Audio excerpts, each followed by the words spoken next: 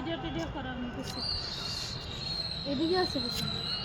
পরিষ্কার করলাম এখানটা। এটা এটা কি বলছে যেন এখানে কি যেন বিলাকুন ক্রিয়াকুণ্ড এখানে বারসানা। রাধারানী মারছে, কঙ্কন মারছে। गंगा नहीं আচ্ছা এখানেও মারছে, আবার রাধাকুণ্ডও মারছে। সব জায়গায় মারছে।